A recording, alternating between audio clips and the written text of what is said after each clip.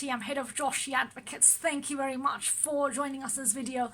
This is on civil litigation, how to issue proceedings in the county court. We're going to look at the process in the next 5 minutes, from issuing the claim to judgment to recovery, and give you all the tips and tricks of the trade. So let's go.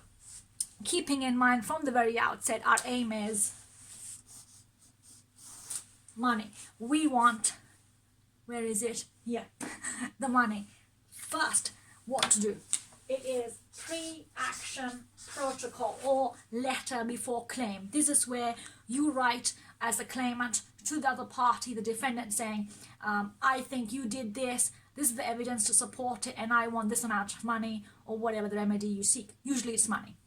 So once you do the pre-action, then if the person says, no, I don't accept what you're saying, you want to issue the claim, then you run with the claim form and particulars of claim.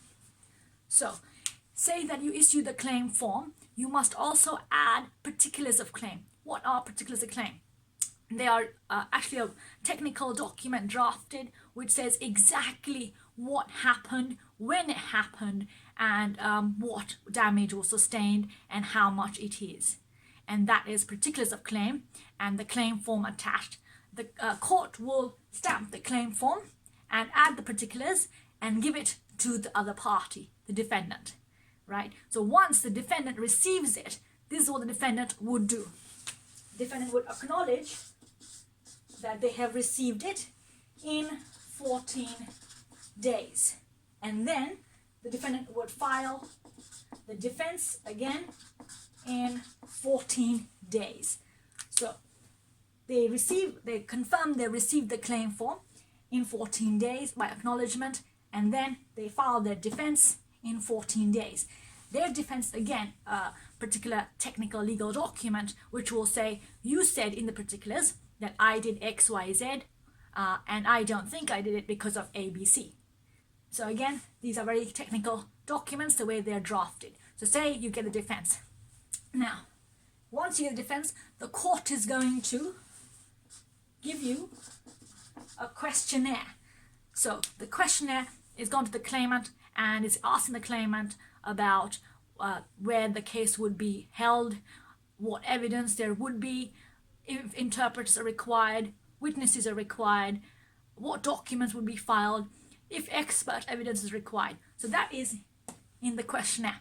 Once the questionnaire is filed within the court directions, so the court will say within X amount of time, fill it out and give it. So once you do that and you comply, then the court will hold a pre-case management hearing. This is where the court would say, is the case trial ready? And if you say, yes, I've got evidence as in my questionnaire, I'm ready for the trial, then the court will be ready for the trial, right? Now, first tip of this is, remember, we want recovery, we want the money as a claimant. So the claimant must, from the very outset, seek to negotiate. And this is where the pre-action is key. The pre-action from the outset says, you did this is the evidence, and this is what I want as a result of the damage you caused. And the costs that the claimant wishes to recover needs to be substantiated with evidence.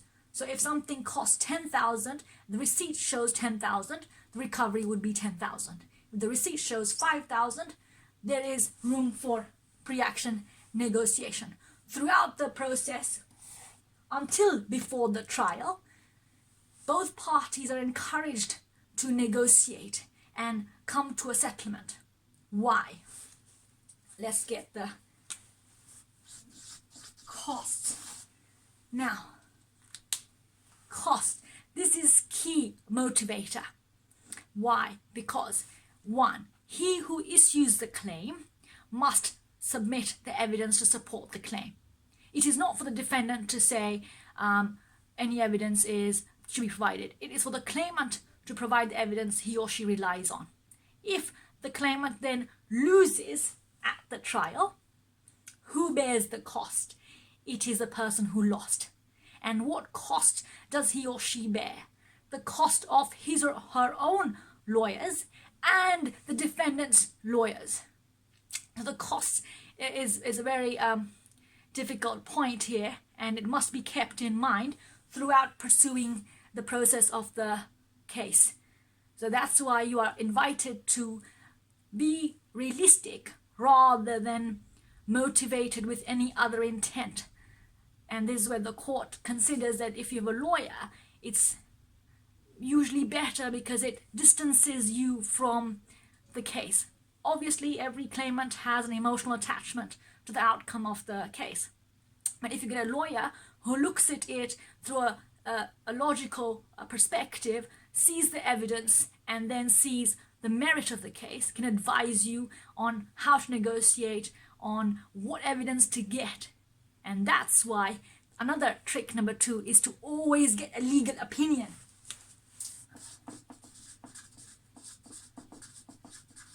Why? Because a legal opinion would test the strength of the case, the weakness of the case, and give you the merit of the case. What is the merit of the case? Is it going to succeed? And if so, what is the strength? What is the weakness? And how to plug that weakness with evidence, right?